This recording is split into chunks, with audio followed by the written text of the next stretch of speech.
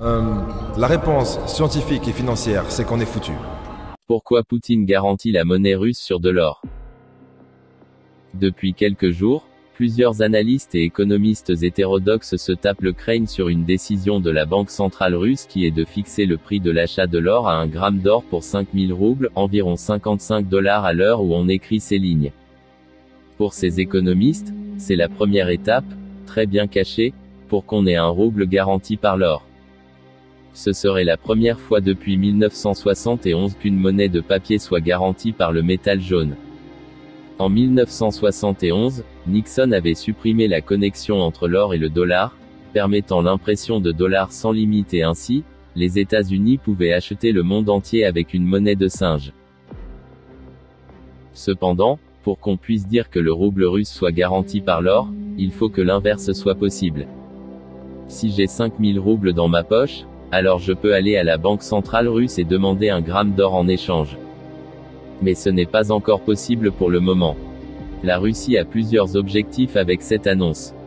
La première est de redonner confiance dans le rouble parce qu'il y a beaucoup de gens qui ont acheté de l'or lorsque la monnaie russe s'est effondrée dans les premiers jours de la guerre. Et cette annonce a eu l'effet escompté, car le rouble est remonté, d'une part parce que les Russes refont confiance dans leur économie, mais aussi parce que le gaz aux pays hostiles à la Russie devront être payés en roubles. Cette fixation de l'or par la Banque centrale russe rappelle la confiscation de l'or par le gouvernement américain en 1933. À cette époque, le président Franklin Roosevelt avait signé un ordre exécutif pour que tous les citoyens américains donnent leur or à la réserve fédérale en échange de 20,65 $ américains. Si vous refusiez, alors vous pouviez avoir une amende jusqu'à 10 000 $. Par la suite, les États-Unis ont changé le prix de l'or pour les gouvernements étrangers à 35 $. Cela signifie qu'ils l'ont acheté à 20 $ pour le revendre à 35 $, réalisant un énorme bénéfice. Avec 5000 roubles pour 1 gramme d'or, la Russie vient de faire la même chose, mais de manière beaucoup plus discrète. Et surtout, le coup de génie de Poutine est qu'il n'a pas besoin que le rouble soit garanti par l'or, car il peut le faire par le pétrole et le gaz. Depuis plusieurs années, le pétrole et le gaz sont basés sur le pétrodollar. C'est un accord qui a été signé en 1974 par les Américains et les Saoudiens. Les Américains achètent le pétrole saoudien à bas prix et en échange, les Saoudiens investissent aux États-Unis et bénéficient de la protection militaire des Américains. Grosso modo, le pétrodollar est du pétrole contre la dette.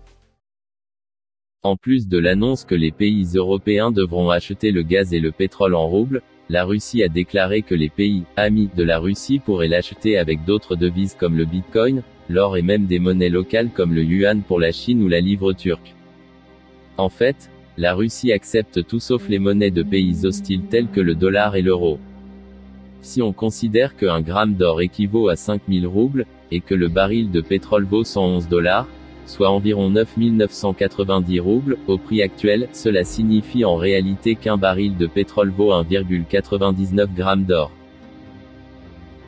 C'est un système extrêmement brillant où l'or, le rouble, mais surtout toutes les ressources de la Russie comme le gaz, le blé, le pétrole vont fonctionner ensemble, sans lien direct apparent, pour favoriser l'or qui va influencer positivement sur la monnaie russe. Le coup est très pensé, mais ce n'est pas sûr qu'il réussira sur le long terme. Car la Russie, en proposant d'acheter son gaz avec de l'or, n'impose pas une hégémonie comme à l'américaine. Si vous ne voulez pas de notre rouble, alors vous avez sûrement besoin de notre blé, de notre gaz, de notre pétrole, de nos métaux, etc. Donc, on n'est pas obligé de faire confiance totalement à la Russie puisque l'or devient progressivement une monnaie alternative. Et il y a des signes qui ne trompent pas. L'Arabie Saoudite, qui était le principal bénéficiaire du pétrodollar, envisage de vendre son pétrole en yuan. L'Iran ou le Venezuela pourraient également demander à ce que leur pétrole soit vendu en or. Encore une fois, la beauté du système est qu'il ne soumet pas le monde à la Russie. À la place, vous devez penser dans un nouveau standard où le pétrole équivaut à de l'or.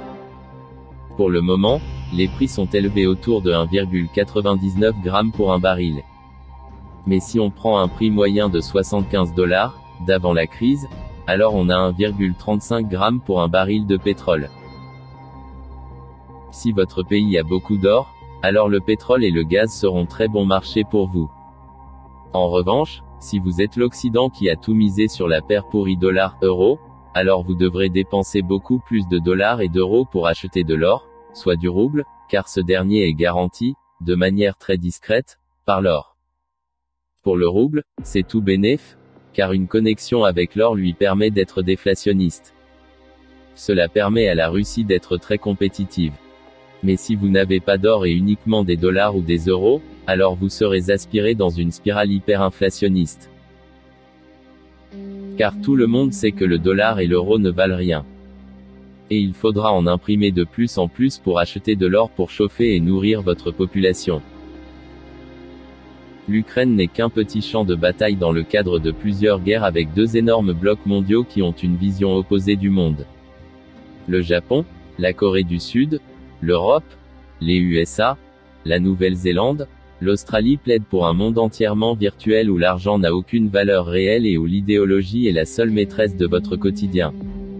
La Russie, l'Inde, la Chine, le Brésil, l'Afrique du Sud, l'Iran, le Venezuela considèrent que la réalité se base sur des ressources réelles et qu'il est temps de redescendre sur Terre. Une bonne partie de l'Amérique latine peut basculer dans le camp des réalistes tandis qu'une partie de l'Afrique a besoin des ressources russes et chinoises. On a 8 guerres simultanées avec l'Ukraine qui est le premier coup de semonce. La guerre militaire avec l'Ukraine et dans quelques mois, l'inévitable crise de Taïwan. Une cyberguerre avec des attaques sur des infrastructures critiques et le piratage de masse. La guerre spatiale avec les armes hypersoniques, la guerre de propagande où chaque camp propose le meilleur de leurs mensonges, la guerre des ressources avec des marchés financiers occidentaux entièrement virtuels et les autres qui vont utiliser le pétrole et l'or. La guerre des marchés, si le dollar n'est plus la devise de réserve, comment les Occidentaux vont évaluer le prix des choses? Et la guerre commerciale avec les nouvelles routes de la soie qui transporteront les produits russes, chinois et des pays non alignés. Mais encore, la victoire est totalement incertaine pour les deux camps. Et vu la complexité du plan de la Russie, ses ramifications très techniques, il a été préparé depuis des années. Avec plusieurs gros partenaires. Un certain peuple avec les yeux bridés peut être dans la combine, même si la dépendance commerciale de la Chine aux États-Unis est colossale. Cela explique pourquoi de nombreux pays, proches de la Chine et de la Russie, sont devenus très nerveux sur l'or. Chaque gramme d'or est gardé précieusement dans les banques centrales. La lutte contre les trafiquants est impitoyable et chacun achète de l'or à tour de bras. Pour les pays occidentaux qui n'ont pas beaucoup d'or, la situation risque de devenir catastrophique. Car leur monnaie sera de plus en plus dévaluée et ils n'auront rien pour la garantir. Les prix des produits de première nécessité vont crever le plafond et vous aurez des crises alimentaires, des pénuries et des révoltes dans le monde entier.